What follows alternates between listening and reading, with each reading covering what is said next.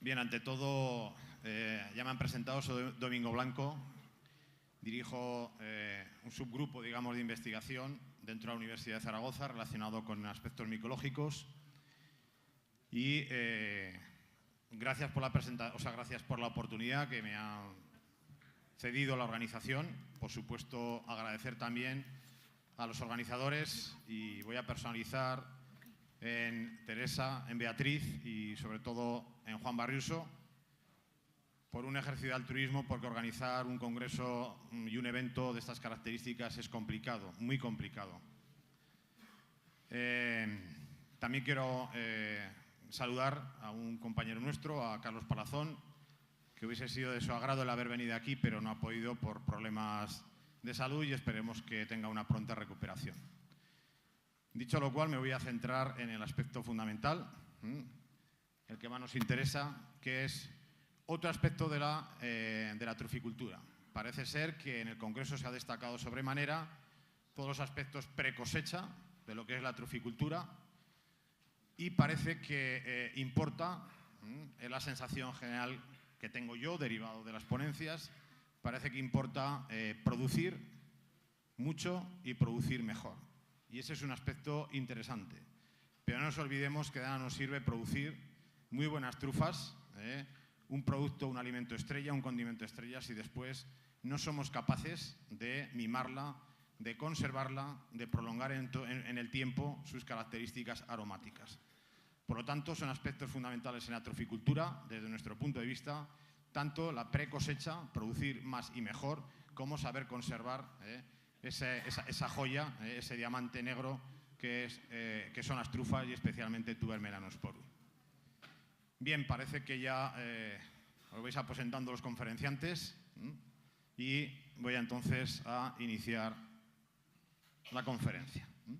Como veis, la conferencia que yo os voy a contar, la ponencia, son estrategias para conservar en fresco las trufas y es simplemente un epígrafe, es un título que resume pues, un ciclo de investigación que se inició en el año 2007 y después de 5 años pues, hemos obtenido pues, unas cuantas conclusiones refrendadas a nivel internacional con varias publicaciones que las veremos al final.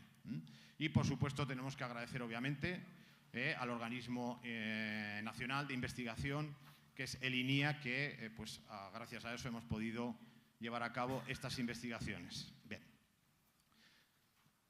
Espero además utilizar un lenguaje coloquial para llegar a todos, puesto que aquí el foro está constituido pues, por científicos, por truficultores, por gente que no está a veces pues, acostumbrada al lenguaje que utilizamos en la universidad.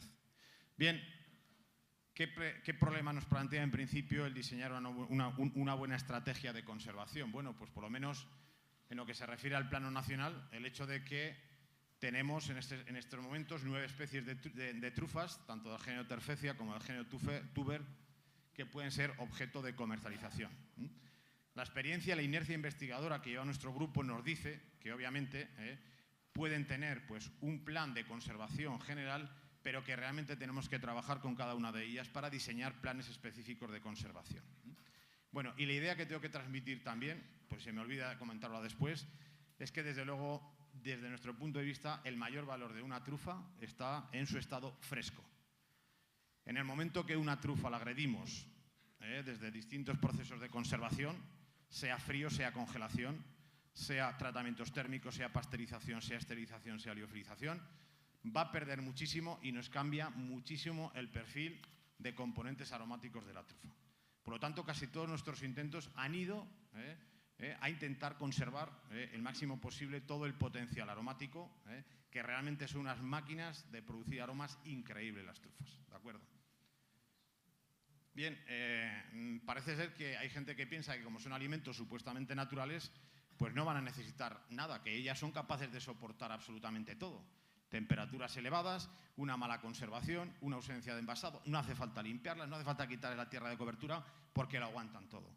Y eso obviamente es un error, ¿de acuerdo? Y por eso pues a veces en general no hay una tradición empresarial por conservar este tipo de productos. Bien, otro aspecto fundamental es que hay que seguir entrenando, hay que seguir informando al consumidor y a veces pues no está preparado para valorar realmente lo que es una trufa. Y en muchas ocasiones, pues cuando vas a deleitar un plato con trufas, pues te extraña un poco a veces del sabor, pero en general el consumidor, en un porcentaje elevado, todavía no está preparado para valorar la calidad de estos cuerpos fructíferos.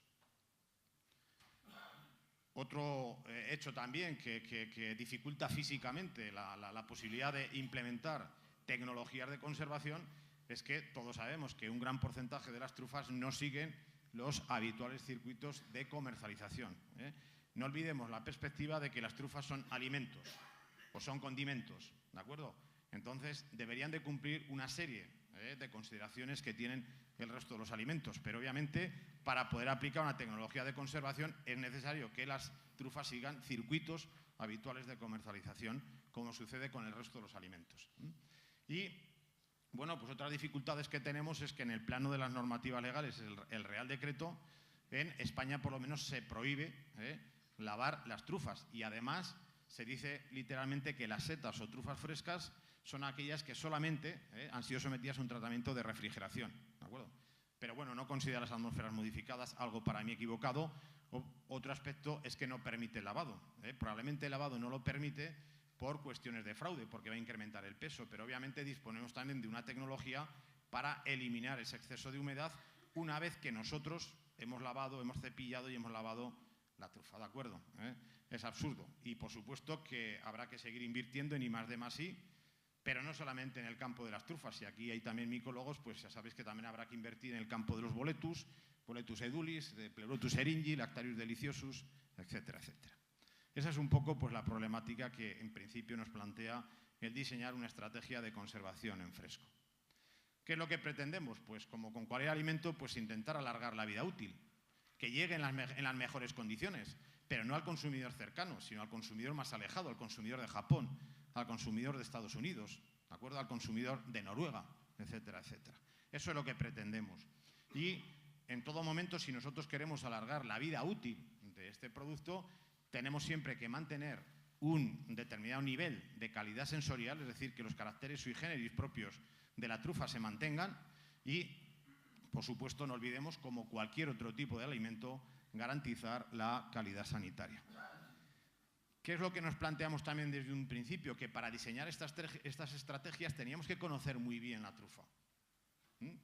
Si yo hago una serie de preguntas aquí, probablemente pues, todo el mundo me va a responder, eso es un hándicap de los profesores, todo el mundo, si yo pregunto aquí que qué pH tiene que tener una trufera para producir trufas, pues todos sois conscientes y todos me vais a responder afirmativamente cuál es el pH. Pero probablemente si yo pregunto cuál es el pH de las trufas, ¿cuántos de los aquí presentes me diríais cuál es el pH de las trufas? Se reduce el número. Entre 6 y 5 y 7. Bueno, alguien me ha respondido. Lo celebro. Si yo pregunto también cuál sería la presencia de calcio a nivel de las truferas, pues todo el mundo también tendría una idea de que la presencia de calcio es algo fundamental. Pero claro, en un estudio reciente que hemos hecho, que será objeto de publicación, hemos visto comparando Tuber stivum, Tuber melanosporum y Tuber indicum que la cantidad de calcio presente en una Tuber melanosporum es altísima. Es altísima. ¿De acuerdo? Y comparándolo con un alimento que habitualmente es una fuente de calcio para las personas, que es la leche, pues Tuber melanosporum tiene una concentración de calcio semejante, un poquitín por debajo, a la leche. Entonces, obviamente, si tenemos un producto con una concentración tan elevada de calcio, no podría subsistir, ¿de acuerdo?, en truferas, en terrenos con una carencia de calcio. Sin embargo, Tuber indicum, Tuber stivum tiene unas concentraciones de calcio muchísimo más reducidas, ¿de acuerdo? Y probablemente el metabolismo del calcio será algo esencial en lo que es el desarrollo del cuerpo fructífero de la trufa.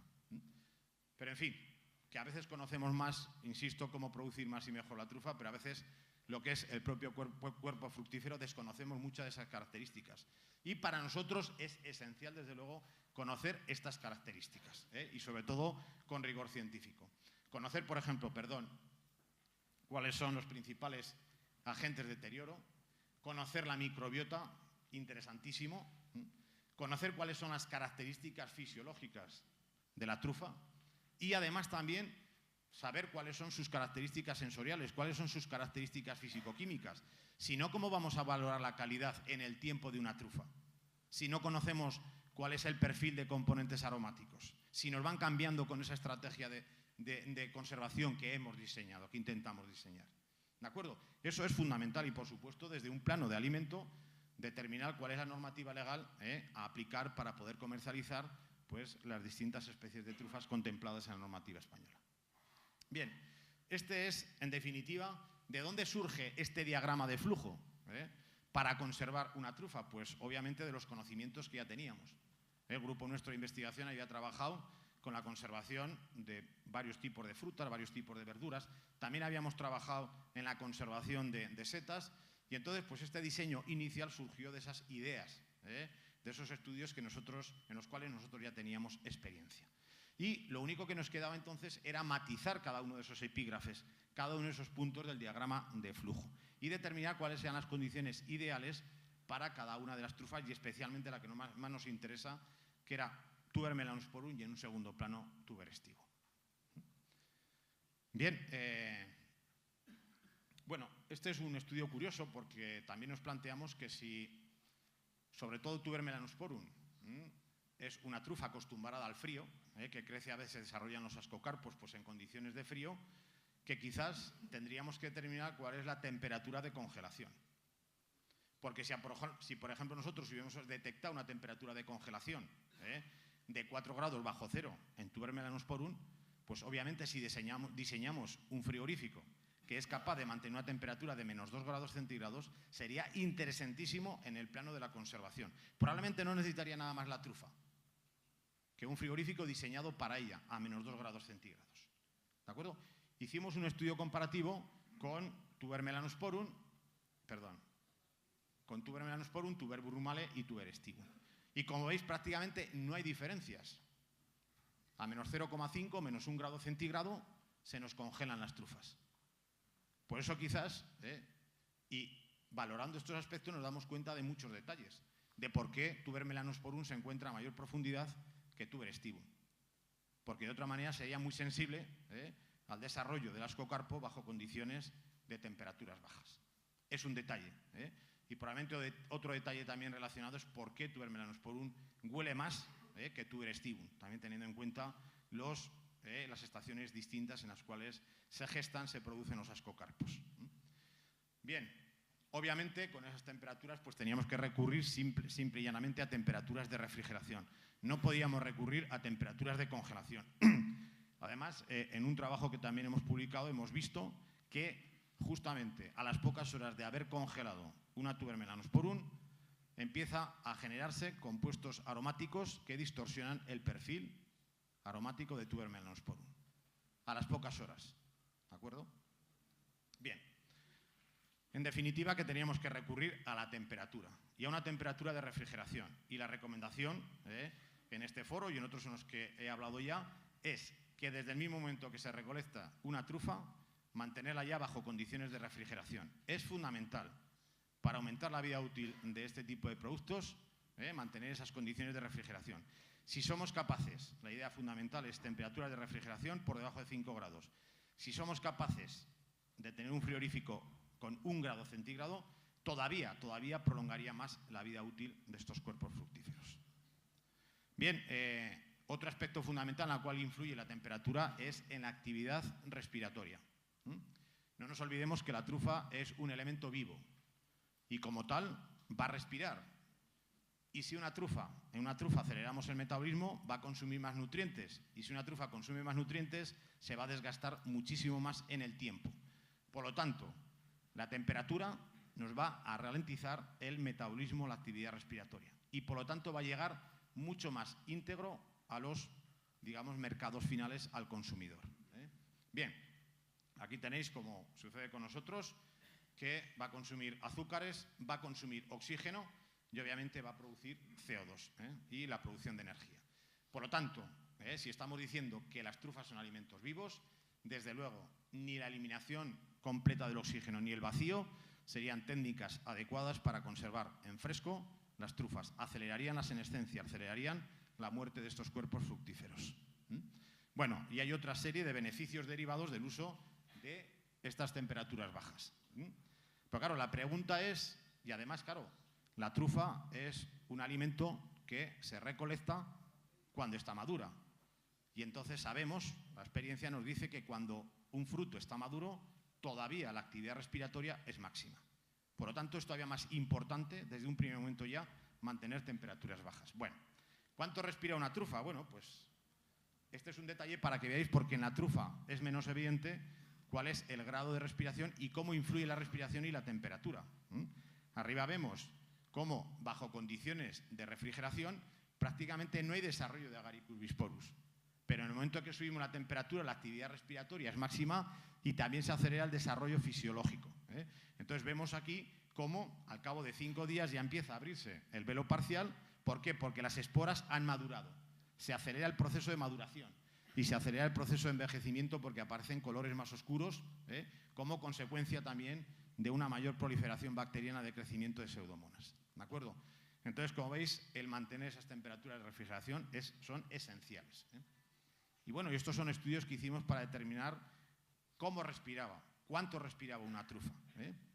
Y nos dimos cuenta, haciendo valoraciones, esta es la gráfica fundamental, que por ejemplo lo hicimos también con Tuber stivum y Tuber melanosporum, como cuando utilizamos temperaturas bajas a 4 grados centígrados, bueno, pues las respiraciones de tipo medio, cuando subimos la temperatura respiran muchísimo más, pero cuando yo conservo las trufas a temperatura ambiente, se dispara la actividad respiratoria y la actividad metabólica. ¿De acuerdo? Y lo que encontramos además es que Tuber melanosporum sufre más, acelera más su respiración cuando la conservamos a temperatura ambiente, por otra parte, lógico de prever así, que cuando la mantenemos o con respecto a Tuber stivum. Aquí se dispara, como veis, el salto de respiración de 10 grados a 23 grados, se dispara tanto para Tuber stivum, pero muy especialmente para Tuber melanosporum. Se dispara, ¿de acuerdo? Y además, otro aspecto fundamental es que comprobamos que cuanto más bajaba la concentración de oxígeno en el interior del envase donde estaban las trufas, se ralentizaba la actividad respiratoria. Por lo tanto, dos datos fundamentales que obtenemos a la hora de diseñar unas estrategias de conservación. Primero, que la temperatura se considera esencial, y después que si bajamos el nivel de oxígeno, ralentizamos la actividad respiratoria de las trufas. Bien, y por supuesto, aunque nadie se lo crea, las trufas sufren mucho. Sufren un estrés por recolección. De repente las sacamos y las sacamos a un ambiente aeróbico con una tensión de oxígeno elevada, las sacamos a una temperatura probablemente distinta y sobre todo bajo el efecto de la luz. Y además hemos comprobado que se estresa más Tuber melanosporum que Tuber stivum. ¿De acuerdo? Esos son aspectos que nosotros también tenemos en consideración. Bien, como probablemente decir un dato de respiración no tiene ningún sentido, lo vamos a comparar con otras especies para que veamos cuál es el nivel, por lo que se refiere a actividad respiratoria, yo no sé si veis por aquí, el nivel de la actividad respiratoria que tienen las trufas. Y las ubicamos precisamente entre Agaricus bisporus y Pleurotus striatus. Este sería el nivel que ocuparían tanto a 10 grados centígrados como a 4 grados centígrados las trufas. ¿De acuerdo? Y además sabemos que cuanto mayor es la actividad respiratoria de un alimento vivo, menos vida útil antes se va a estropear. De hecho, esta gráfica lo deja muy claro. Capacidad de almacenamiento y actividad respiratoria. Aquí los champiñones me ocupan el último lugar en lo que se refiere a vida útil. Una patata se conserva en el tiempo muchísimo. Una zanahoria se conserva en el tiempo muchísimo. ¿Por qué es? Pues en gran medida que tienen una actividad metabólica, una actividad respiratoria muy baja. Pero no es el caso de la trufa, como estamos viendo. ¿De acuerdo? Entonces tenemos que implementar en la tecnología de conservación algo que a mí me ralentice esa actividad metabólica, esa actividad respiratoria. Porque respiran mucho. Y además las temperaturas elevadas no les sientan nada mal. Se estresan muchísimo, ¿de acuerdo? Bueno, y estas son las estrategias. Obviamente, reducir la temperatura y reducir la concentración de oxígeno. Bueno, otro aspecto fundamental es la eliminación de la tierra de cobertura. Para mí es esencial eliminar la tierra de cobertura, a pesar de las discrepancias que pueda tener con determinadas personas que dicen que no, que las trufas se conservan muy bien con tierra de cobertura. Bueno, se conservará 1 día, 2 días, 3 días, pero 10 días no. Y además, yo sí quiero hacer realmente un control de calidad, realmente tengo que limpiar muy bien la trufa. Y además tengo que utilizar equipos ópticos, porque a veces los trayectos larvarios son tan pequeñitos que pasan desapercibidos entre la estructura piramidal de la trufa. ¿De acuerdo? Para mí es esencial, porque desde luego tengo que establecer como dos lotes, es decir, si la trufa está parasitada, probablemente tengo que utilizar otra estrategia de conservación. Si la trufa está intacta, utilizar otra distinta. Bueno, no voy a comentar de cuáles serían los aspectos. Bueno, pues estas trufas hay que eliminarlas, la presencia de micelio superficial. Otros, los traumatismos también, pues son complicados a veces también de conservar estas trufas. Aquí hay un hecho muy interesante, es decir, no es el hecho de que se dañe la trufa, porque realmente cuando yo daño una trufa, cuando se traumatiza una trufa, pues por el cuchillo, por abrasiones, por daños por las garras del perro, se pierde algo muy importante, que es la estructura integral de la trufa. Se rompe el peridio. El peridio no es una tontada, es la capa externa, es una protección. Y además sabemos muy bien que es una barrera antimicrobiana. Es una barrera física frente a los microorganismos y es una barrera antimicrobiana. ¿Sabéis por qué? Porque ¿qué es lo que tenemos sobre todo en el peridio? Una concentración muy elevada de melanina. Y la melanina, desde luego, no es un buen nutriente para los microorganismos. No hay muchos microorganismos especializados en el consumo de la melanina. Pero sí que hay muchos microorganismos especializados en el consumo de los nutrientes que se encuentran dentro y que se van a liberar como consecuencia de esa acción traumática. ¿De acuerdo? Entonces se va a acelerar. Y ojo, se acelera además, porque lo hemos comprobado, se acelera más la actividad respiratoria de una trufa dañada, una trufa traumatizada. ¿Sabéis por qué? Porque lo que intenta a toda costa es restañar esas heridas. ¿Y qué es lo que hace la trufa? Producir más melanina, porque a veces se ven lesiones anteriores en las cuales se ha producido una cicatrización por melanina. Bueno, por eso digo que el peridio es tanto una barrera física como una química antimicrobiana. Bueno, no voy a hablar tampoco de todos los daños. Está la técnica de flotación, puesto que la densidad de las trufas es superior a la del agua y bueno, nos hemos encontrado con sorpresas precisamente porque eran trufas que tenían tierra de cobertura y nosotros no habíamos observado este daño. ¿De acuerdo? ¿Por qué? ¿Por qué lo descubrimos? Porque esta trufa flotaba en el agua. Pero, sin embargo, en la tierra de cobertura nosotros no éramos incapaces de observar esos daños internos. ¿De acuerdo? Bien. Estos, desde luego, son daños producidos también por las larvas, pero, ojo, que el daño que se genera sobre las trufas no es debido exclusivamente a la acción, digamos, micófaga de las larvas, sino que además cuando una larva se distribuye por todo el interior, ¿de acuerdo?, además de la propia acción que ejercen ellas, es que van sembrando microorganismos por todas las zonas, por todos los trayectos. Entonces es una doble acción combinada, la acción larvaria y la acción de todos los microorganismos que ellos actúan como sembradores de esa flora microbiana. Bien. Otro aspecto fundamental, que es la descontaminación microbiana. A mí me gusta mucho la microbiología, de hecho soy microbiólogo, y nos hemos encontrado sobre la trufa pues una presencia microbiana altísima. A ver cómo soy capaz de resumir esto, porque enseguida veo que me van a decir que me estoy pasando con el tiempo. Cuando nosotros hemos analizado la trufa, cuando analizamos una trufa sana y una trufa que no tiene larvas en el interior, toda la población microbiana se ciñe al peridio. Está sobre el peridio, está acantonado. Entre los espacios piramidales es donde se localiza toda esta microbiota. ¿De acuerdo? Y además es una microbiota muy importante. Numéricamente es mucho más importante, no cualitativamente, numéricamente es mucho más importante la que se encuentra sobre el peridio que la que está inmediatamente adyacente a la tierra de cobertura. ¿De acuerdo? Eso nos está diciendo algo. Y además, qué curioso que la mayor parte de las pseudomonas que nos encontramos son pseudomonas fluorescentes. ¿Y por qué son fluorescentes? Pues porque tienen una serie de pigmentos que lo que hacen es captar elementos minerales de la tierra de cobertura. Si hay alguien que no me entienda, que por favor levante la mano y pregunte. Yo no sé a veces... Entonces, lo que hace estos pigmentos es captar de la tierra de cobertura elementos minerales y casi con toda seguridad, porque para algo están ahí, cederlos a la trufa. Y ojo, que estamos diciendo que siempre la simbiosis de la trufa con el árbol. Pues no. Para mí, y cada vez lo tengo más claro, tendríamos que tener en cuenta también el reino Monera, el reino de los microorganismos, en esta tríada. Es decir, reino Plantae, reino Fungi y reino Monera. Es fundamental. Pero bueno, como vemos aquí, la población de pseudomonas es alta, prácticamente de todos los microorganismos cultivables, la mayor parte, y además no hay diferencias entre unas y otras. Bueno, que creo me estoy dando tiempo, me estoy perdiendo además en la presentación. En fin, que estas pseudomonas son muy importantes, que necesitan del oxígeno porque es fundamental. Además, daros cuenta que cuando una tierra es muy apelmazada, no hay casi crecimiento, no pueden crecer las pseudomonas. Es decir, estamos prescindiendo de algo importantísimo. Por lo tanto, sí, es muy importante la disponibilidad de la presencia de un pH óptimo, la presencia de calcio, pero también la presencia de una microbiota es interesantísima. Bueno, pero lo mismo que se pueden comportar, benefician el crecimiento del ascocarpo, una vez recolectada la trufa, van a aprovecharse de los elementos nutritivos de ella y se van a comportar como alterantes. Entonces necesitamos descontaminar.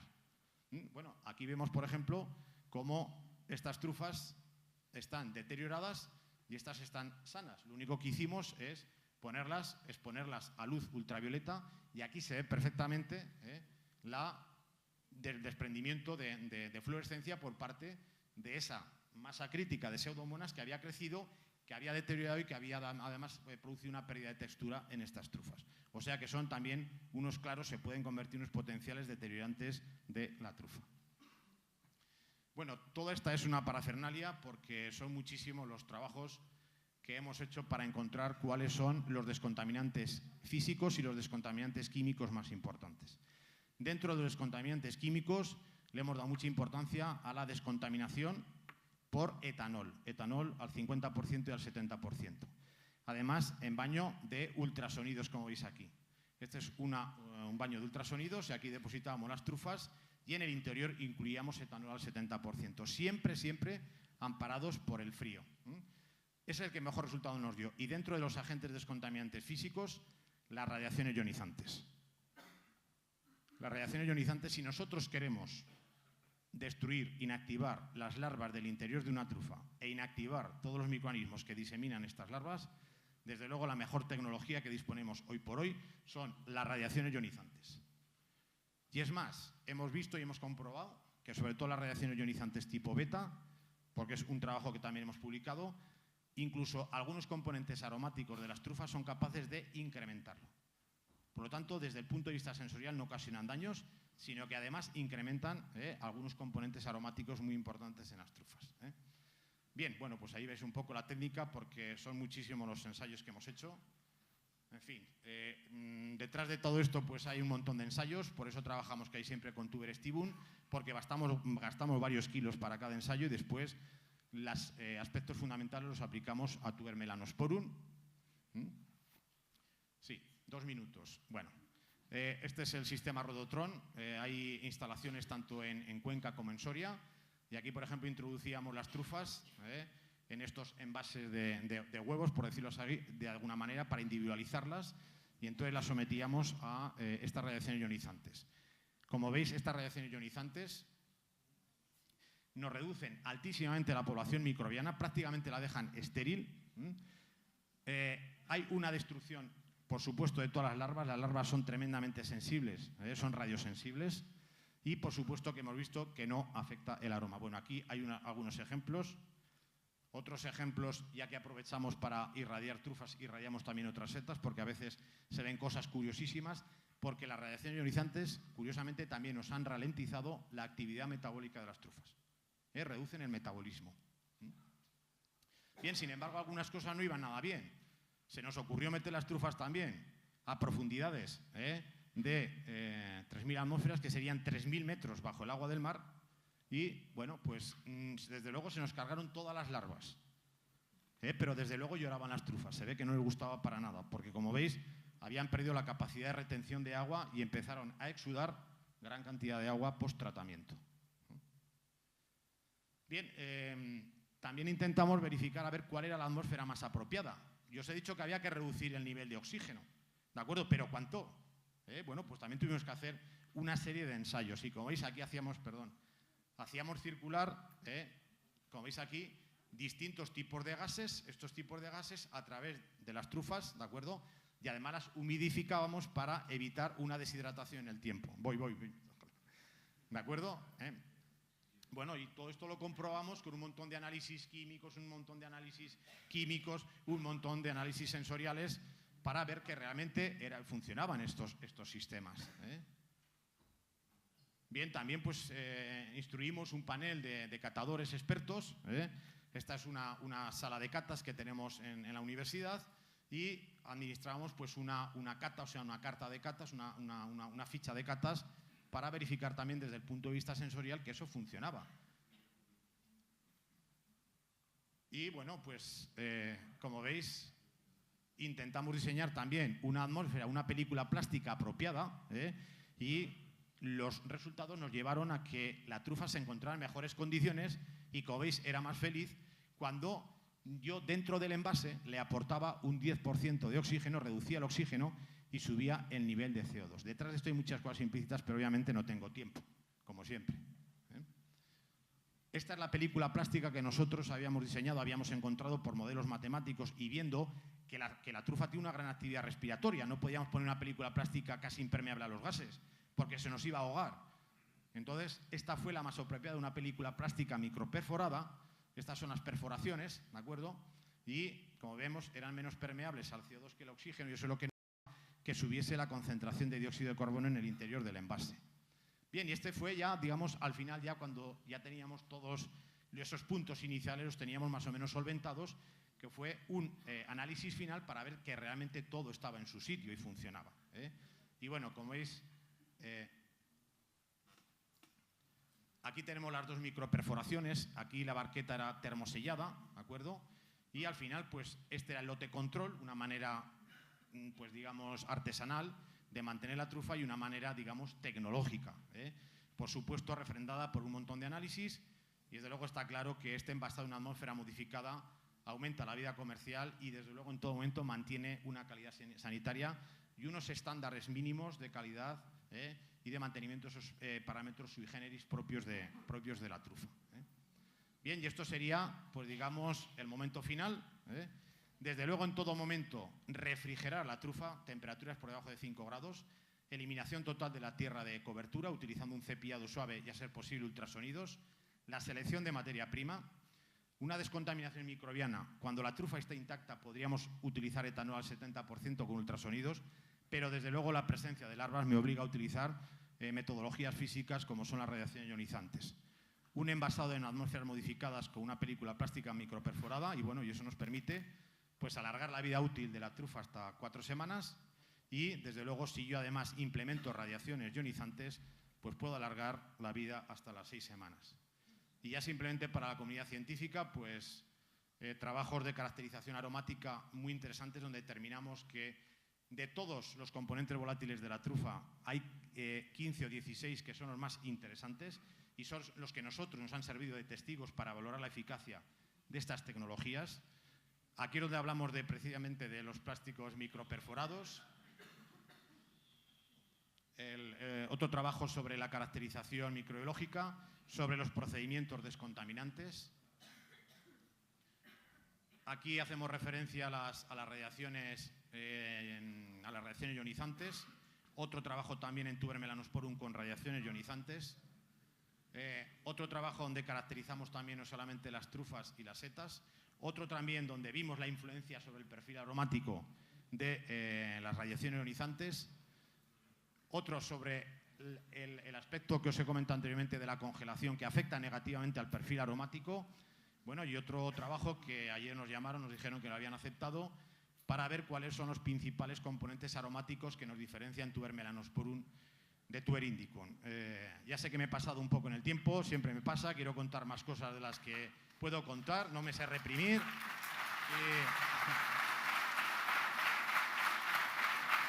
Gracias a Paul y bueno,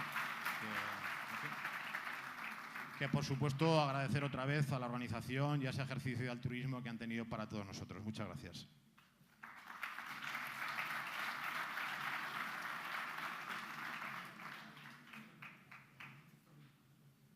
I'm sorry, we're now running behind.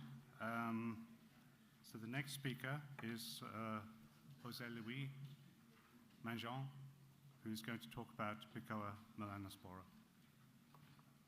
I'm sorry, Melospora. For the other speakers, please keep to your time. We're going to run out of time at the end of the day otherwise. Please.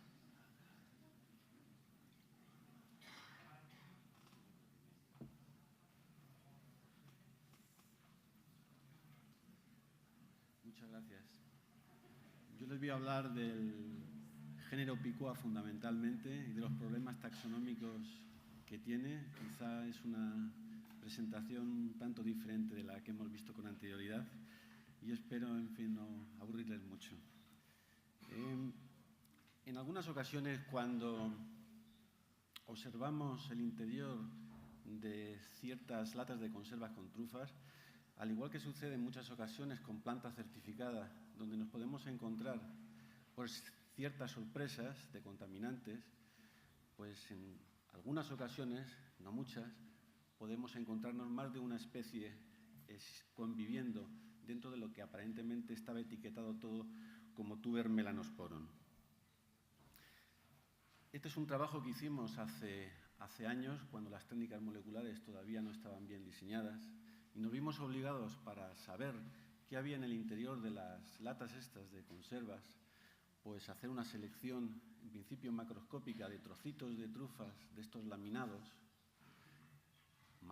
de mayor tamaño, de menor tamaño, incluso ver la cantidad de esporas disueltas en el líquido de la trufa negra, y poco a poco y con mucha paciencia nos aparecieron en el interior pues diferentes esporas que seguidamente vamos a ver a qué conclusión llegamos, porque en muchas ocasiones, y ahora en la actualidad con las técnicas moleculares, se pueden llegar a resolver ciertos problemas, pero sin embargo en el proceso del calentamiento, del autoclavado, con las elevadas temperaturas, ese ADN se denaturaliza y entonces hay que emplear otros primers para amplificar esos fragmentos de DNA de menor tamaño.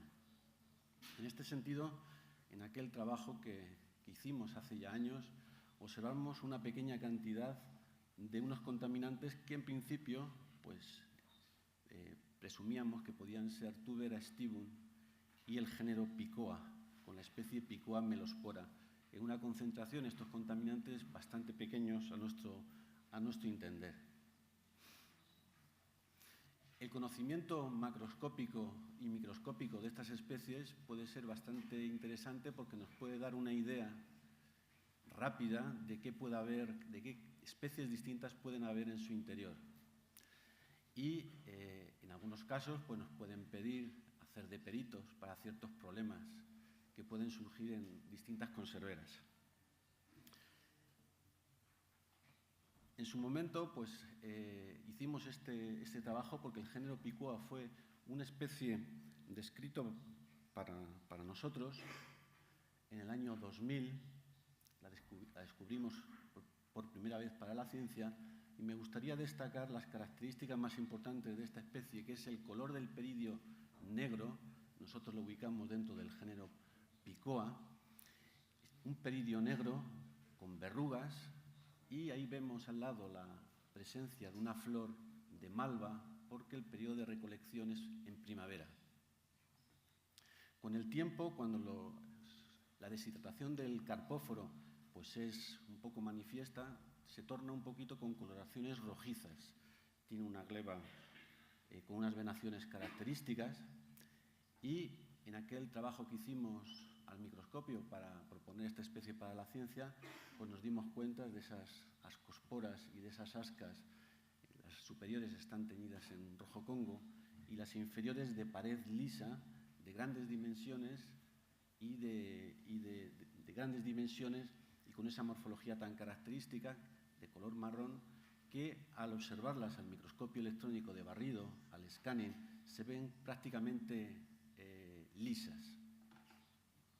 La ecología de este hongo, que no es excesivamente abundante quizás porque no se recolecta en las zonas adecuadas, aparece de manera sucesiva y constante en Guadalajara, una provincia que quizás no ha salido demasiado en estas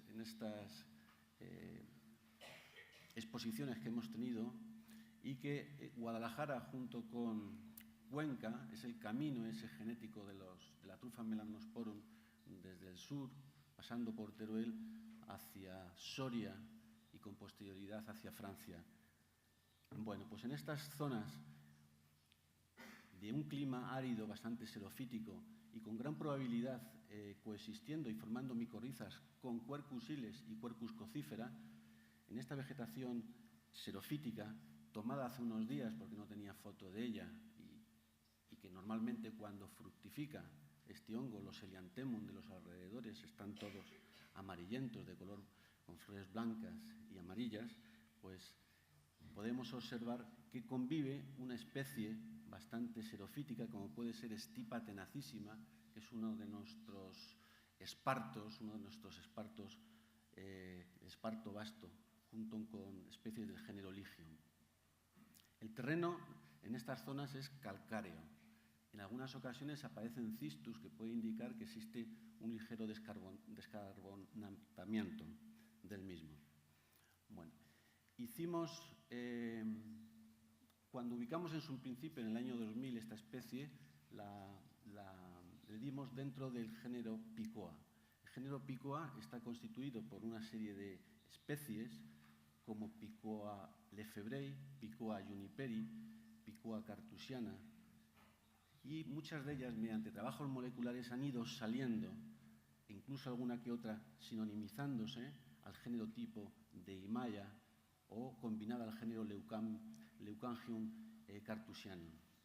Nosotros, simplemente haciendo unos aislamientos del DNA y amplificando mediante los primers convencionales el ITS1F y el ITS4, Picoa melospora prácticamente salió en las proximidades del cladón de Tuber rufum, un clado que está constituido posiblemente por un conjunto de especies crípticas. Y por eso proponemos la combinación de Picoa melospora a Tuber melanosporum, único representante con espora prácticamente lisa.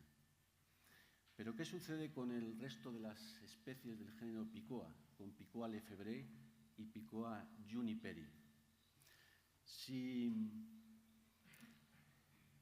prestamos atención a la gran obra de los hongos de hipogeos de Europa, de Montecchi y Saracini, del año 2000, y nos fijamos que esta especie Picoa lefebrei, la autoría es de Patouillard y de Mer, publicada en 1906, esta última combinación, pero si nos bajamos el basiónimo a Feangium lefebrei, una especie de Patouillard, y coloreado en rojo en 1894, pues veremos lo siguiente. Vamos a tener en cuenta que Picoa lefebrei, de acuerdo con el sensu de Montecchi y Saracini, es una especie cuyo peridio es marrón y, como nos indica, ornamentada de manera adecuada con verrugas redondeadas de grandes dimensiones. El color claramente es de color marrón. Hicimos un estudio en un principio de las características microscópicas y observamos que esa morfología verrugosa también se puede observar al microscopio electrónico de transmisión. Ahora bien, el sensu de diferentes autores en principio no tiene demasiada validez si no nos remontamos a los orígenes del mismo, y ya habíamos comentado que Feangium lefebrei, una especie publicada en 1894, es quien debe mandar en ello. Estas especies han sido revisadas en algunas ocasiones por diferentes autores, como vemos en la imagen. Tiene una coloración del peridio de color marrón y la espora es de color lisa. Pero la persona que hizo la combinación, que fue Mer, unas décadas más tarde, al observar nosotros la microscopía, vemos que la microscopía es verrugosa. Y hay que tener en cuenta que el peridio es marrón. Por lo tanto, en ocasiones, hay a veces que se sinonimizan ciertos táxones, como fue el caso de Terfecia svenfurti, y si observamos estas esporas al microscopio, también de color marrón el peridio, vemos que son lisas. Se podría explicar esto como un cambio, como que si estas especies no fueran inmaduras y con la maduración les salieran las esporas. Me estoy quedando sin tiempo. Bueno, rápidamente acabo. La otra especie, Picoa juniperi, es de color negro, según el censo de Montegui y Saraceni, y con esporas verrugosas. Pero si nos retrotraemos a 1831, en las iconografías de Vittadini, obligatoriamente esta especie es de color negro. No sabemos cómo es las características esporales. ¿De acuerdo? Pero si tomamos táxones de color negro y las observamos al microscopio electrónico de barrido, vemos que son lisas. Y con esto ya acabo. Es decir,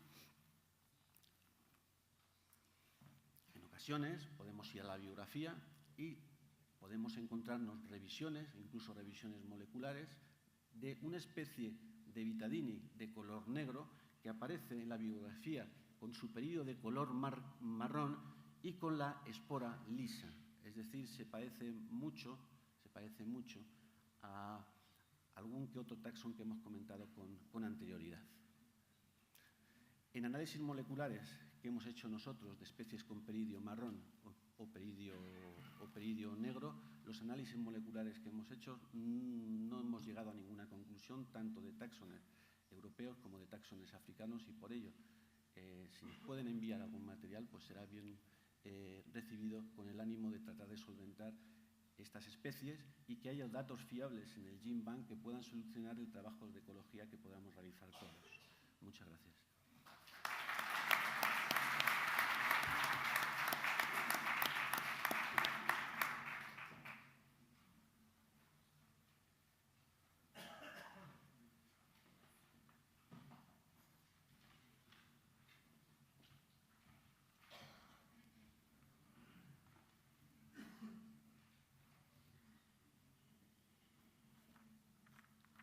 The next paper being presented by Antoinetta is going to continue the discussion, the debate about the use of non-truffle species or the wrong species of truffle in products that we find on our supermarket shelves. Thank you. So, good afternoon. I will speak about how, with microscopic and molecular techniques, we can identify truffle species in commercial products, especially those subjected to intensive processes. Okay? So, since in Italy we have the precious species Tuber magnatum, the white truffle, we decided to set up a protocol to authenticate these species. And to reach this goal, we used the quantitative PCR. We've spoken in this Congress already about this, since this technique is quite sensitive and specific. And we designed a pair of primers suitable for this technique to be used in a specific region of the DNA. The processed truffle products we used in this study were 2 creams in tube, 1 cream in a pot, and butter in a pot. The labels of all these products indicated that Tuber magnatum was present in all the creams, and that also in the cream in a pot there were Boletus edulis complex. Let's see if this was true. So, portions of cream and butter were mounted on the slides and observed under a light microscope. The first observation we can do is that although the intensive processes in which truffles have undergone, we still can see the spores, so they are conserved. We can visualize them. So, in all the products, we can recognize spores resembling those of tuber magnatum. And in the cream in a pot on the right, we see also spores with from the Boletus edulis complex. They are indicated with the 2 stars. But the important thing was that in the first cream in tube, there were spores also belonging to another species, not indicated in the label. You can see that in the first cream in tube, spores and gleba have also different colors. So we thought these spores could be ascribed to tuber borchi or potentially tuber maculatum, but we are not sure. So we wanted to authenticate all this cream, and then from the first sample we created a new sample. We collected the spores, we call the non-tuber magnatum spores, trying to avoid all the gleba surrounding. And so we have another sample that we call CRRN, derived from the first one. At this point, we extracted the DNA with a kit for the soil, and this was a good idea, because we assumed that the composition of cream and butter could be quite heterogeneous, at least as the matrix soil. So it worked very well. And what we see that the primers we designed to authenticate tuber magnatum used in conventional PCR gave signal only in 2 creams, whereas in quantitative PCR we got a value also for an additional cream. Okay? But the value of this cream was very low, indicating a low quantity of truffles in comparison with the value obtained from the other 2 products. And other 2 creams and butter didn't show any signal as expected. Now, in order to identify the tuber species that we could not recognize very well, we used specific primers for many species, and we never could detect the right species in the cream. But surprisingly, we revealed the presence of tuber melanosporum. Okay, and we quantified also this truffle, setting up another protocol for authentication of tuber magnatum. And what we can see? We can see that in the cream containing the 2 kind of spores, the value was very high. Instead, in the second one, was very low. This is explained by the fact that here there are only the spores, the non-tuber magnatum spores, and not the surrounding gleba.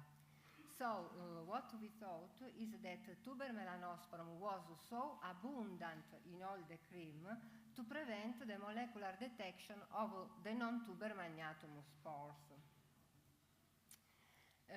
What we can see at the end of this investigation, who helped us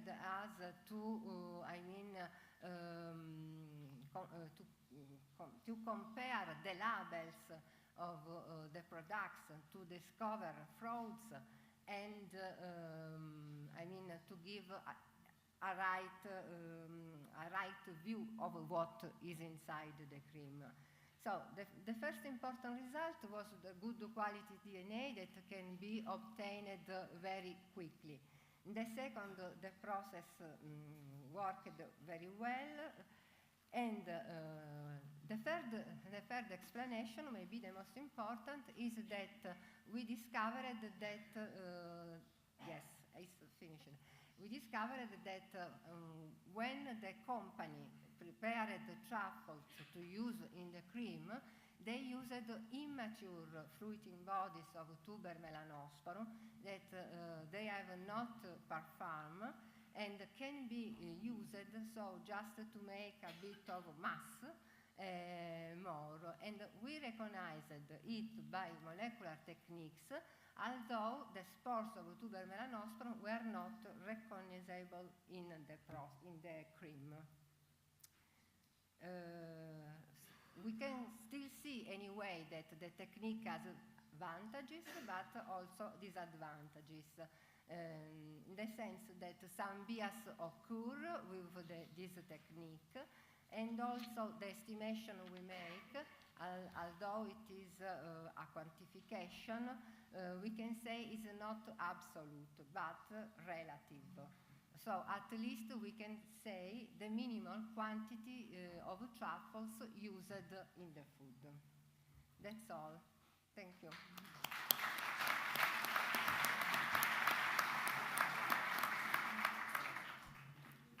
Thank you so much for staying to time. Thank you. The final presentation is going to be on controlled atmosphere storage, and we call on Pedro Marco to present it. Thank you.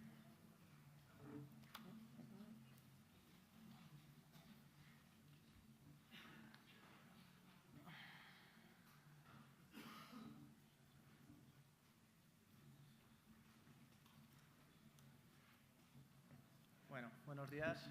Mi nombre es Pedro Marco, vengo de la Universidad de Zaragoza. Lo primero de todo, quiero agradecer a la organización, primero porque esto sea posible y segundo, pues por haber aceptado mi trabajo para poder hacer esta comunicación.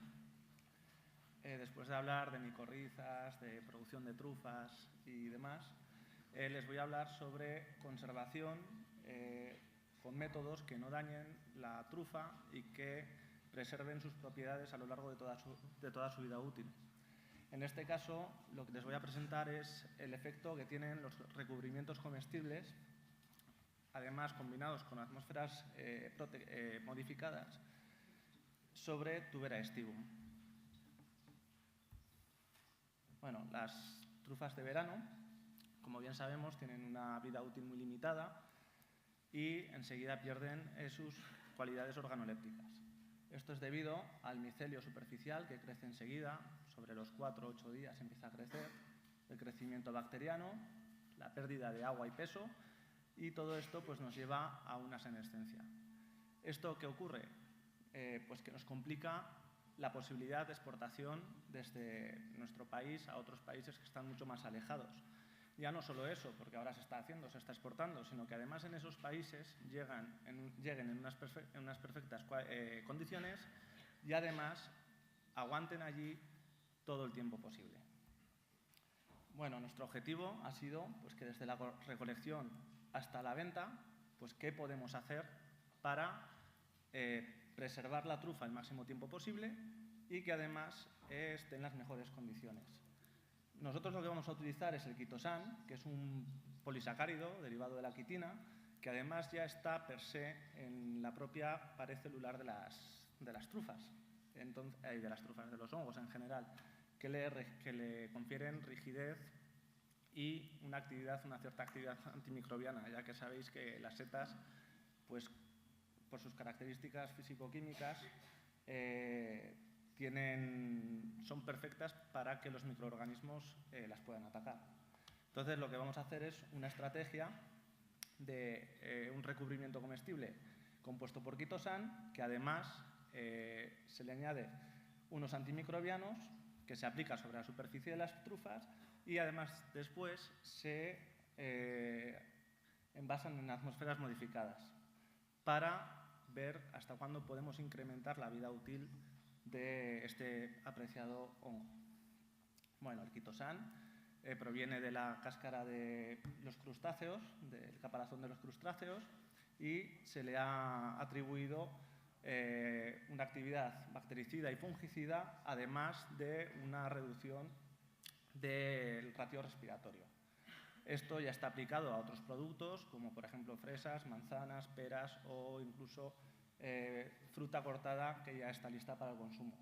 Nosotros, además, lo que vamos a hacer es utilizar agentes microbianos que se utilizan habitualmente en la industria alimentaria, por ejemplo, sorbato potásico, que tiene un efecto fungicida, EDTA, ¿vale?, que lo que hace es quelar los metales que pueda haber en la superficie que puedan utilizar los propios microorganismos, de forma que hay una competencia, que además crea un efecto sinérgico con la nisina, ¿vale?, que actúa muy fuertemente sobre las bacterias gram negativas, como por ejemplo Listeria monocytogenes o Bacillus cereus, microorganismos que se encuentran habitualmente en el suelo, son de origen telúrico.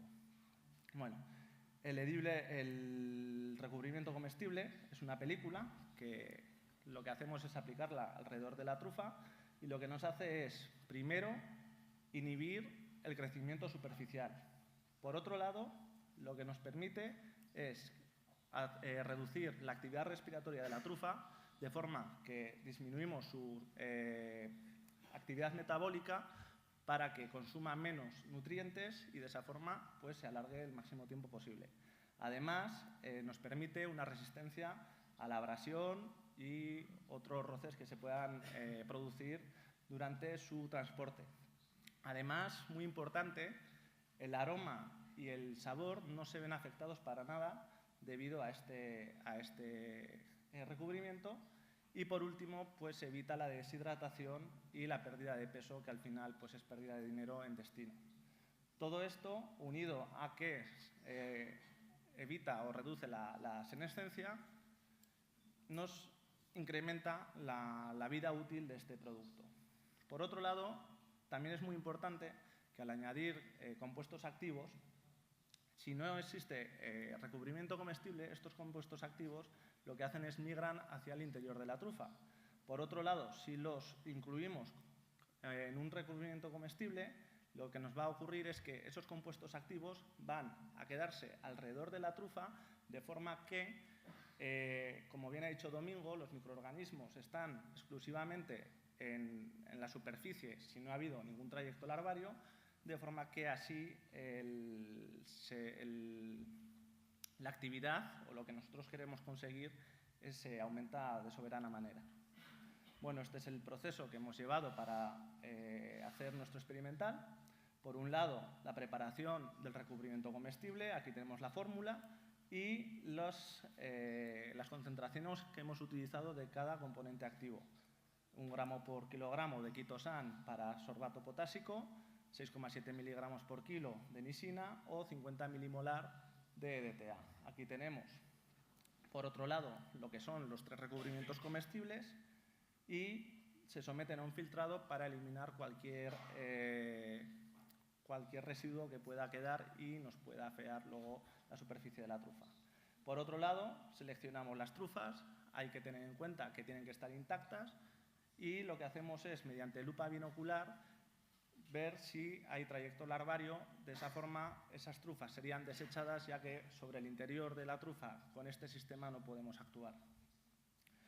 Las sometemos a ultrasonidos, en este caso solo han sido sometidas con agua, de forma que eliminamos toda la tierra de cobertura y el quitosan o el recubrimiento comestible va a quedar muy bien adherido a lo que es la superficie de la trufa.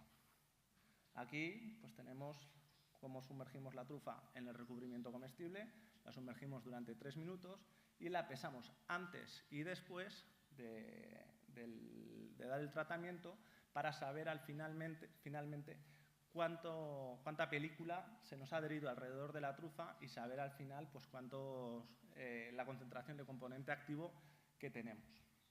También, además, una vez que se da el tratamiento, la tenemos que escurrir y que secar. En este caso la secamos a 25 grados durante 1 hora en aire forzado para que posteriormente en el envasado no nos quede ningún tipo de residuo que nos pueda afear todo lo que es el envase y posteriormente al consumidor final no lo acepte como lo que realmente es. Aquí vemos pues, los envases que ha ha dicho Domingo anteriormente, con atmósfera protectora. Estas trufas se llevan a 4 grados y, por último, una vez que ya las tenemos en conservación, pues lo que hacemos es utilizar analizar mediante físico-químico, microbiológico o sensorial todos los lotes de cada una de ellas. Bueno, ahora vamos a los resultados. Vemos cómo el quitosan sí que tiene un efecto antimicrobiano. Aquí vemos las trufas, esta barra de aquí, que no han tenido recubrimiento comestible, y vemos como para todos los grupos microbianos, sobre todo para Pseudomonas, sí que ha habido un efecto muy claro antibacteriano. Sobre todo aquel quitosan que lleva además componente activo reduce muy mucho las poblaciones microbianas al final de su vida útil. Por otro lado, en cuanto a los mohos, vemos que también las trufas que no llevaban quitosan, que no llevan recubrimiento comestible, tienen al día 14 ya se ve que hay unas poblaciones muy elevadas. Sin embargo, al final de la vida útil vemos cómo el quitosan con componente activo mantiene esa población, digamos, estable.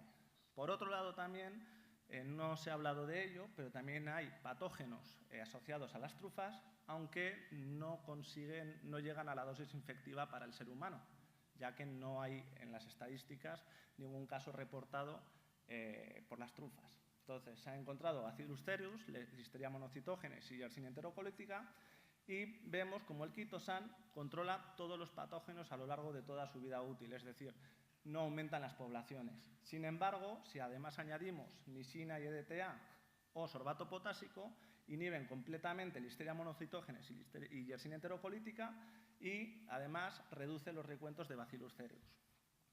Aquí tenemos a día 14 cómo las trufas control presentan micelio en la superficie. A día 28 las trufas control que se habían envasado en atmósfera modificada tardan entre 21 y 28 días en aparecer el micelio, y con quitosan hasta los 35 días no nos aparece el micelio en los controles que habíamos hecho. Sin embargo, si vemos las trufas que además habíamos añadido con componente activo, están completamente libres de micelio hasta el final de su vida útil, los 42 días.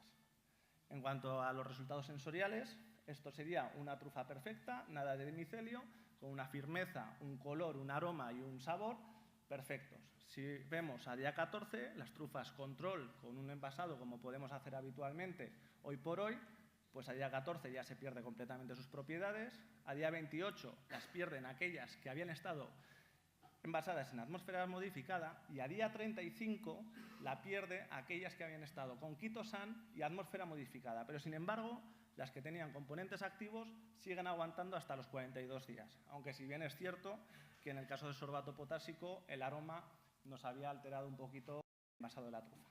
Como conclusiones, pues podemos decir que el quitosan, como recubrimiento comestible, nos puede aguantar las trufas hasta un mes en refrigeración.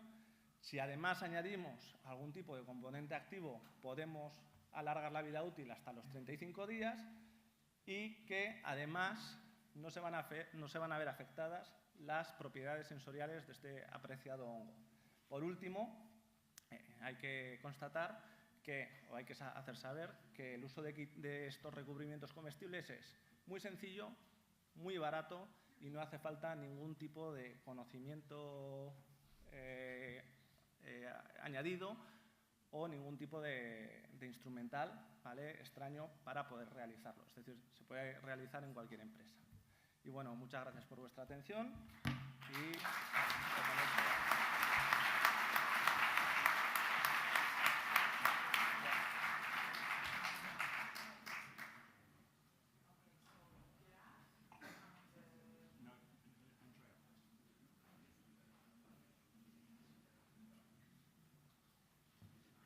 That's the end of the presentations. We have no time for questions, I'm afraid. There are two short items which are additional. The first one is from Andrea. Andrea, the floor is yours. Thank you.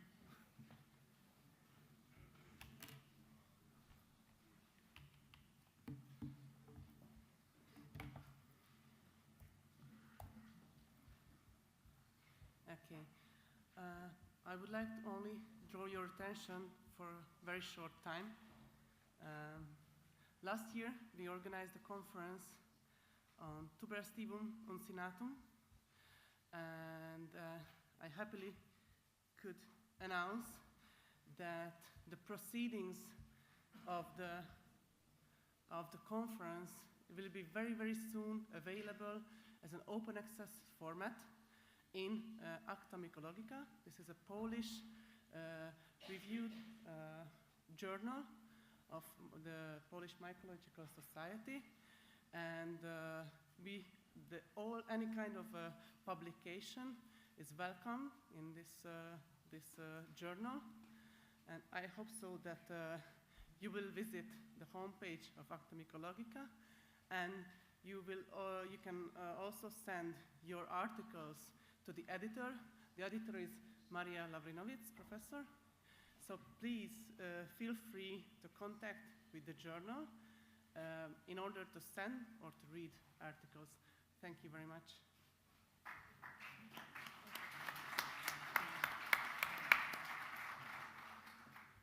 I would like to invite you, following Andrea, and would like only say that access is also by CyberLibrary, by kindness of British Mycological Society. Thank you.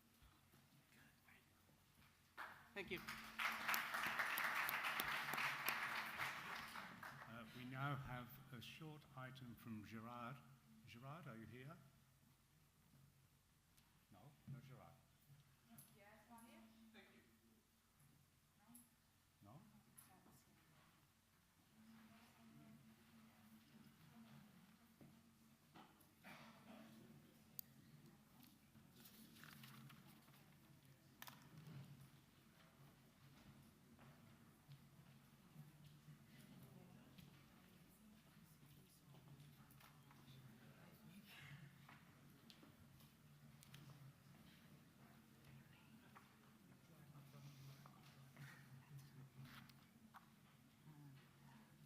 Hola a todos. Vamos a dar paso a la conferencia de clausura de este congreso y realmente es para mí un honor y un placer no solamente haberle tenido en este congreso durante todo el tiempo que ha durado, sino poder presentar al investigador que nos va a deleitar con la conferencia de clausura, Claude Morat. Voy a hacer una breve reseña de su biografía por si acaso alguien no le conoce, que es extraño aunque sea tan joven. Comencé a investigar y trabajar en trufas en el año 2000 en INRA, en Nancy, doctorándose 4 años después en Bolonia en Biología de los Hongos y Biotecnología, bajo la dirección de Paola Bonfante de la Universidad de Turín y de Francis Martin del INRA de Nancy. Después de 4 años de postdoctorado en la Universidad de Turín, investigando la interacción planta-microbiota, regresa al INRA de Nancy en el 2008, donde ocupa una plaza permanente en el laboratorio desde el año 2011. Sus investigaciones se centran en el uso de la genómica para explicar y conocer mejor la evolución, la biología y la ecología de las trufas. Uno de sus intereses es unir las investigaciones en torno a la trufa con las industrias que se dedican a su transformación. Además, como último, también tiene una estrecha relación en la certificación de la planta micorrizada del INRA y los viveros de producción de planta. Es un placer. Adelante, profesor Morat.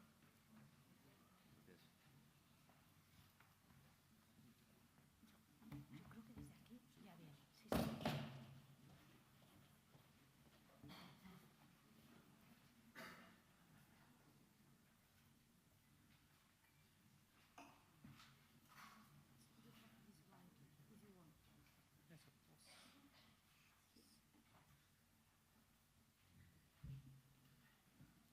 So first, thank you for these kind introductions. And I would like also to thank the organization for inviting me. In this closing presentation, I will give you an overview of the different projects we have in Nancy, in which we are using the genomic data we obtain with the sequencing of the black truffle genomes. I will also present you more generally the different genomic projects we have in Nancy. In our lab, we are interested to harness the genomics for understanding the interaction in forest ecosystems. Our lab is called ecogenomics, because ecogenomics seeks to predict how the organism will respond at the genetic levels to change in the environment. We focus our interest in the three mesocosms that involve different partners, the three, the ectomycorrhizal fungi, the bacteria, and the soils. And we want to know who is present, where, and when, how this organism function, and with whom they are interacting. More specifically, on the mycorrhizal symbiosis, we analyze the interaction between the fungi and the plants. We want to know which are the dialogue between both partners, and the main question for us is there a molecular symbiosis toolbox for these associations?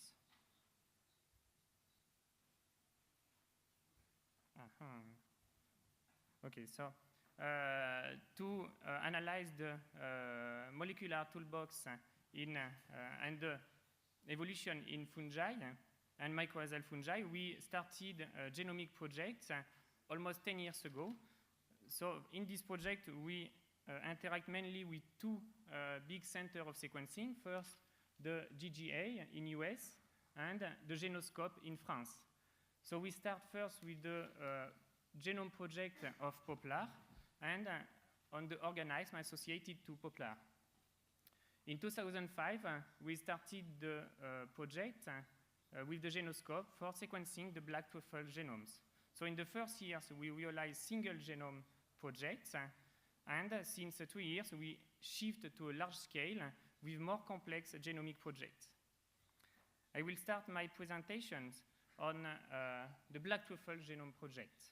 So as you can see in the name of the different people involved in the genomes, so this is a collaboration between French and Italian groups. And the sequencing was done by the Genoscope. So here you have a picture of the different members of the consortiums, and you can recognize some of people that are here today in the room. Okay, why we sequence the genome of the black truffles? Effectively, it was not perhaps a good species to be sequenced because the mycelium grows slowly. We were not able to realize all the life cycle of these species in the lab, and we have no genetic transformations. And this is important if we want to verify the function of the genes. But, as you know, Tubermelanosporum has good organoleptic qualities. This is a symbiont with different trees, and for us it's very important. And behind Tubermelanosporum there is an industry. And we had already some information about the physiology and the genetic diversity. So for us, the Tubermelanosporum can be considered as a model species for the non-model species.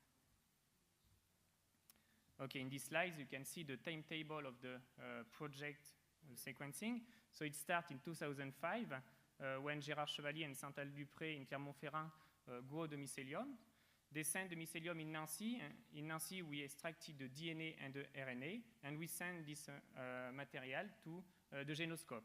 So after 1 year, the Genoscope realized the sequencing and the assemblage of the genomes. And in 2 years, we analyzed the genomes.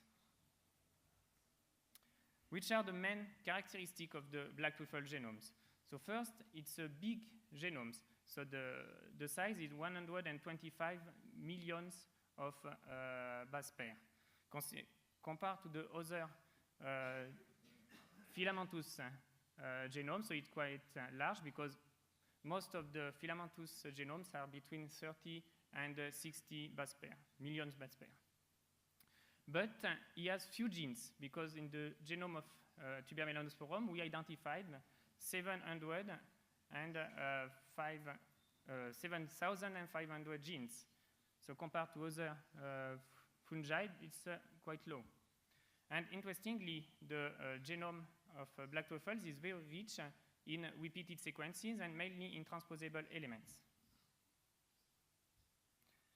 So what we can do with these genomes? And in Nancy, we are trying to use these genomes to better understand the life cycle of truffles. So in these slides, you can see the main phases of the truffle life cycle. So starting on the spore in the soils that will germinate to realize the ectomycorrhiza. And after, as explained this morning by Francesco, there is a sexual reproduction that leads to the fructifications. Looking at this life cycle, we identified some questions that for us is very important to be addressed in order to increase the truffle productions. So it can question about the spore germinations, the interaction between fungi and the plants, the genetic of populations and the dynamic in the truffle ground, the sexual reproductions, and very important, the growth of the fructifications, and the aroma of truffles. Some other questions, for example, the adaptation of truffles to environmental stresses and the microbial communities can regard most of the different phases of the life cycles. So I will now present you how we use the genomic data to address some of these questions. First, on the aroma. Interestingly, we identified in the black truffle genomes most of the enzymes that are able to produce its aroma. So clearly, it means that the aroma of truffles is mainly due to the fungi, to tuber. But we cannot exclude that bacteria or other microorganisms can contribute also to the aroma. So this link between the genome and the aroma has been also suggested for tuberous sebum in a recent paper by Richard Sprivado.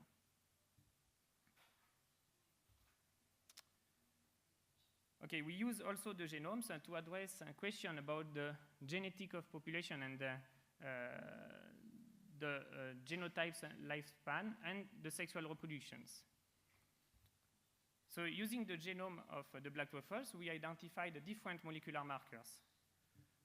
Neutral molecular markers, microsatellites, and functional genes, mating types. So we think that it is a very good example of how we can very quickly transfer some genomic data to field research. So I will don't present you the results in detail because Francesco already present these results this morning, but I will go directly to the conclusions. So we found for tuber melanosporum genotypes of small size, and we suggest a turnover of the genotypes and the germination of new spores. Considering that tuber melanosporum is found in open woodlands, we suggest that tuber melanosporum is a pioneer fungi. It has already been suggested by Pierre Surza some days ago. Interestingly, pioneer fungi, so perhaps the perturbation and, for example, the soil tiling can be important, not only to do new roots, but also by the fact that tuber melanosporum is a pioneer fungi. So this is a point that needs to be more investigated. Okay, another question, very important for us now in Nancy, is are truffles able to adapt to environmental stresses? How can we identify the adaptation of a species? For that, it's possible to do population genomics. Why? Because in population genomics, we can identify polymorphism in the whole genomes. Like that, we can have access to the real genetic diversity among the different strands, and screening the genomes, we can identify the regions that can be involved in the adaptations. Or we can do this analysis. So, as presented by Thibaut 2 days ago, we sequence different strands, we reconstitute the genomes, identify the polymorphism, and after we use statistical analysis to see if there are or not regions that can be involved in the adaptations.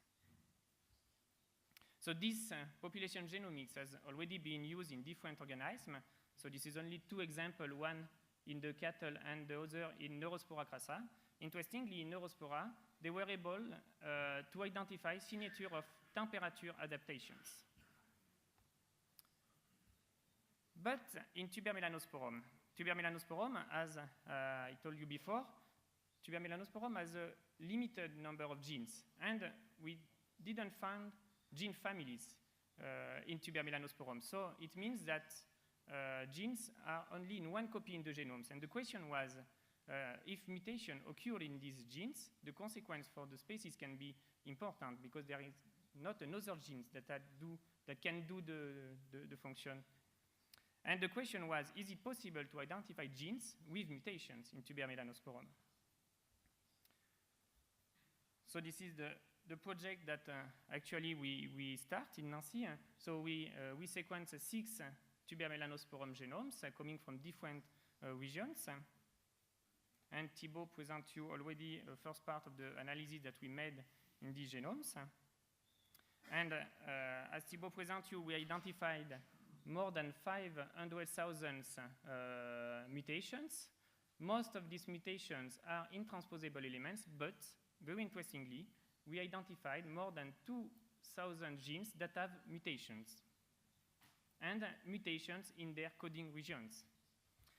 So what we did, we investigate more in detail these genes, and we calculate and we investigate if the mutation change or not the amino acid sequences. For that, we calculate the non-synonymous polymorphism. So this is the mutation that changed the amino acid sequences, and we calculate the synonymous polymorphism that correspond to mutation that don't change the amino acid sequences. And when you realize a ratio between the D-N and DS, you can identify putative genes that are under selection. And interestingly, we identified some genes that can be under conservative selections and other under diversificative selections. Okay, so we found genes that could be under selections. But in this analysis, we analyze only the genes. And the genes is only a few parts of the genomes, and the selection can occur outside the genes. So for that, we realize another analysis in which we screen all the genome. So here you have all the black truffle genomes, and each line corresponds to a 10,000 base pair windows. And we calculate an index, and the name is Tajima, and the Tajima index gives an information on the possibility that the investigated regions is under selections.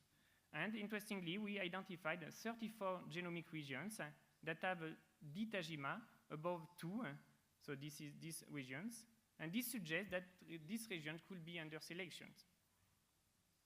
So clearly, for the moment, the results I present you are preliminary, but interestingly, we suggest that signature of adaptation can be identified in the black truffle genomes. So looking at these first results, we started a more robust project, and the aim is to investigate the adaptation of truffles to climatic changes.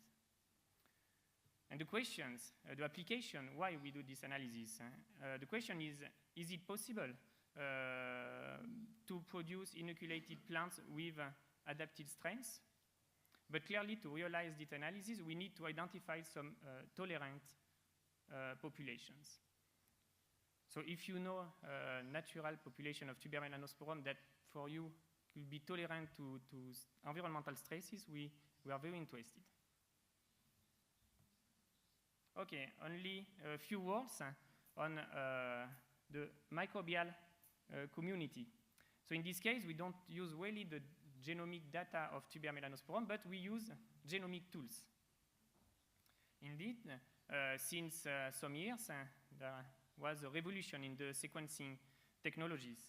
And actually, different technologies exist. And for example, the 454 paro sequencing that allow the sequencing of many and many reads piece of sequence for low cost. And this technology can be used to assess the biodiversity, fungal and bacterial biodiversity in soil. So we have in Nancy already used this kind of analysis. So the name is meta-taxonomy analysis to unravel the soil biodiversity in a forest. So in this case, it's not a truffle ground, but we saw that the ectomycorrhizal species are very rich in the soil of forests. Okay, but it was the 454, and actually there is other technology that are more powerful than the 454, and this is the case, for example, to the Illumina sequencing. So this is the technology that actually almost all the sequencing center like GGI or Genoscope use to sequence the genome. But we can use this technology to analyze the community, bacterial and fungal community, and it has been used in this paper to analyze the bacterial community in the tundra soil. So only to give you an idea of the powerful of these techniques, you can generate no more than 200 millions of sequences for 2,000 euros. Okay, so only to give you that we have already started to use this technology to analyze the fungal biodiversity found in truffle ground.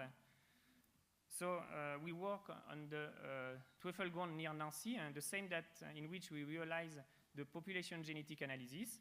And our question was, which is the fungal community associated with the brûlé and outside the brûlé? So for that, we selected 6 trees. So we take the soil in the brûlé and outside. We extract the DNA, and we realize 2 sequencing. First, 454 sequencing, and second, Illumina sequencing. So in the first case, we generated 17,000 reads, and in the second case, more than 1 million reads. So the first thing we analyze is the curve, the rarefaction curves. And this, this is the number of sequences we generate, and this is the number of species. So if you analyze all the species present in the soil, you reach a plateau. So clearly with the 454, we are not in the plateau. But for the Illumina, we are almost arrived to the plateau. So it means that with the Illumina technology, we identified almost all the species present in the soils. And how many species can be present in 1 gram of truffle ground soils?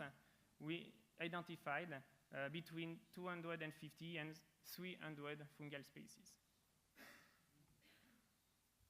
Okay, is there a difference? Between the in-brûlé and outside brûlé soils? With both sequencing technology, as you can see here, with a principal component analysis, we are able to separate the soil from brûlé and outside the brûlé. And interestingly, when we investigate which species are responsible to these separations, for the 454, we found, so we cannot read, but here you have tuber, and here you have Hymenogastera. So we found only the two main abundant species. But since with the Illumina we have higher depths of sequencing, we were able to identify other species that separate both soils. So actually we are analyzing more in detail the different species that are present in the brûlé and outside the brûlé. But we are convinced that in the future, this new technology, Illumina, will be more and more used in this kind of analysis. Okay, I will pass now to the last part of my presentations. It's that concerns the interaction between the fungi and the plants. When we sequenced the genome of the black truffles, published in 3 years ago, we had already sequenced the genome of another ectomycorrhizal fungi in Nancy. This is Lacraia bicolored. So the idea was to compare both genomes, to compare the interaction of both fungi with the plants, and to see if there is some common features or not. The idea is to identify molecular symbiosis toolboxes. And interestingly, when we compare both genomes, we found some genomic features common. First, the proliferation of transposable elements.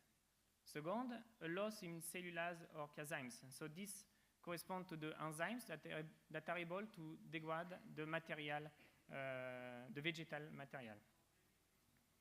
When both fungi interact with the plants, we found an increased expression of transporters. We found mainly for Laccaria effector-like small sequestrated proteins. So this is very interesting because these small proteins are secreted, and we proved that they can enter in the poplar and they help the fungi to establish the ectomycorrhiza. And in both species, we found many genes that were specific to the species, not found in other fungi.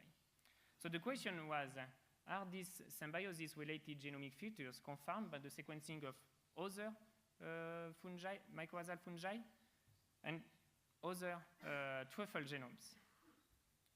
So the sequencing of other truffle genomes is realized in the frame of a project named Tuber Evolve, realized with different groups in France and Italy, and with the Genoscope.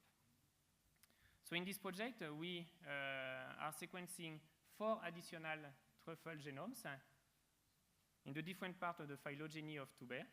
These are tuber borki, tuber indicum, tuber magnatum, and tuber aestivum. Okay, which is the status of the different projects.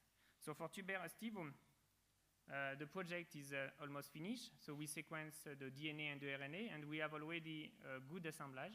So the size is 135 megabase. So it's larger than tuber melanosporum.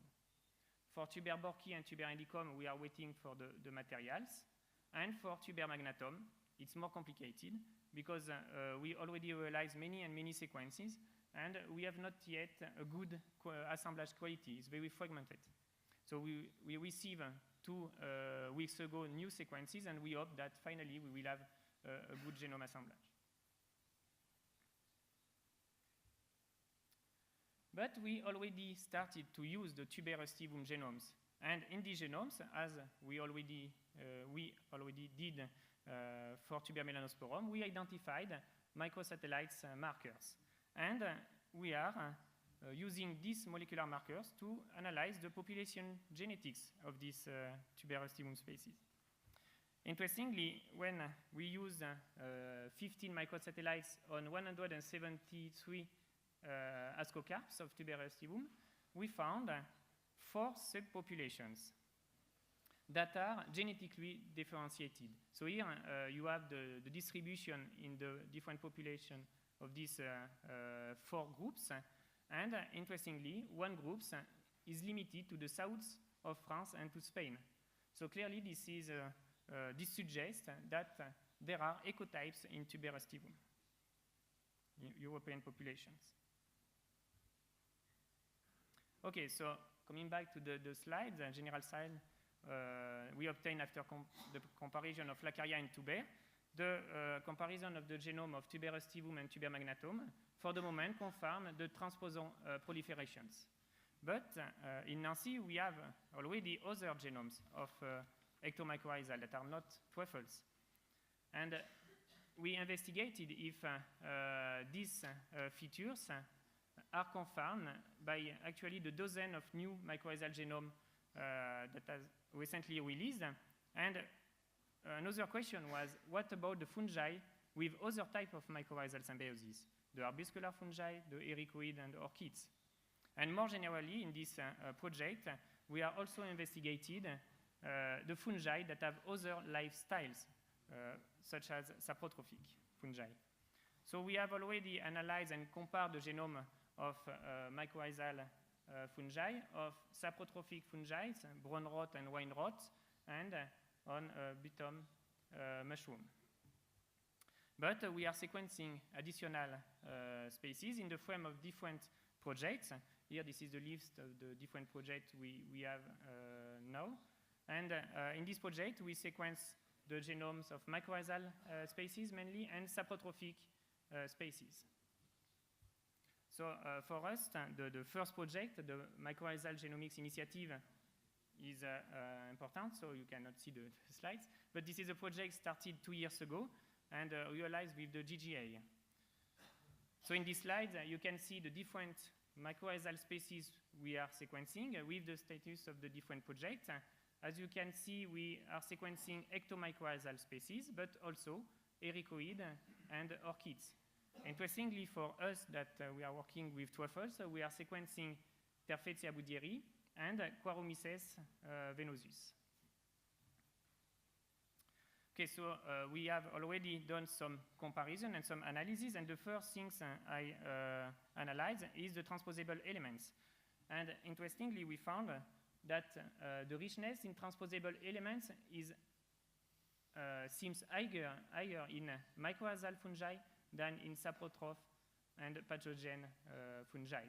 And interestingly, you can see here the two tuber species, so Tuber melanosporum and Tuber stivum. So you can see that compared to the other species, they are very rich in these transposable elements. Another point that is very interesting for us is the cazymes, so the enzymes that are able to degrade the vegetal materials and mainly the glycosyl hydrolyse that degrade the plant cell walls. Interestingly, when we investigate one families of these glycosyl hydrolase, so the name is GH7, this GH7 is not present in the ectomycorrhizal fungi, but you can find some in brown rot, and all the white rot have these enzymes. So the ectomycorrhizal fungi lost the ability to exploit the soil polysaccharides to sustain their metabolism. They rely on the host plants for sucrose, and one speculation, one hypothesis is that ectomycorrhizal fungi reduce their activation of host defense by reducing their inventory of cell wall hydrolyzing enzymes. Interestingly, when we analyze not only the GH7 but all the family of glycosyl hydrolase, okay, there is not the picture, but I will explain you without the picture. So we found a different number of this enzyme according to the lifestyle. So the arbuscular fungi have no enzyme is present in their genomes. For ectomycorrhizal fungi, we have few. For brown rot, we have more. For white rot, more. And very interestingly, the genome of orchids and ericoid symbionts are the richer species for these enzymes.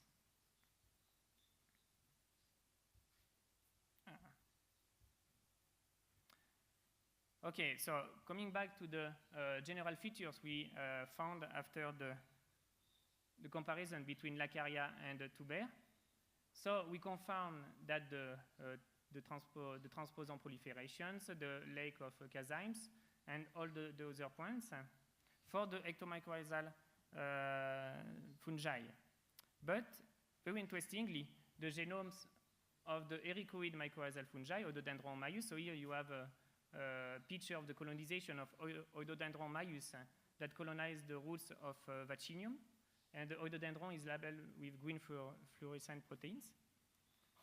And the orchid mycorrhizal fungi, Tulasnella Calospora and Sebaceae vermifera, reveal a striking saprotrophic ability. But you need to remember that these species need to degrade the plants to enter in the cell. These findings will predict that the symbiotic toolbox are tailor-made for each major class of fungi and may be tuned according to the mycorrhizal types and or the specific plant host. I wanted to speak here about one project that is not present, but this is the 1,000th genome project. The aim of this project is to sequence 2 species for each family of fungi. So thanks to this project, we will be able to confirm or not the hypothesis that we have now on many and many genomes in the next years. Okay, to conclude, what it means to sequence the genomes. So it's like these pictures for the car. So we have actually all the genes, all the genomic regions that are able to do functioning species, but we need to find the function of each of these regions. And this is the work that we are doing now. So to finish, I would like to thank all the people that were involved with the different projects and the different results I show you. Clearly very important, all the people that provide us all the samples we analyze. and all my colleagues in Nancy. And you can see here a picture made in the new building where we moved at the beginning of this year. Voilà. And thank you for your attention.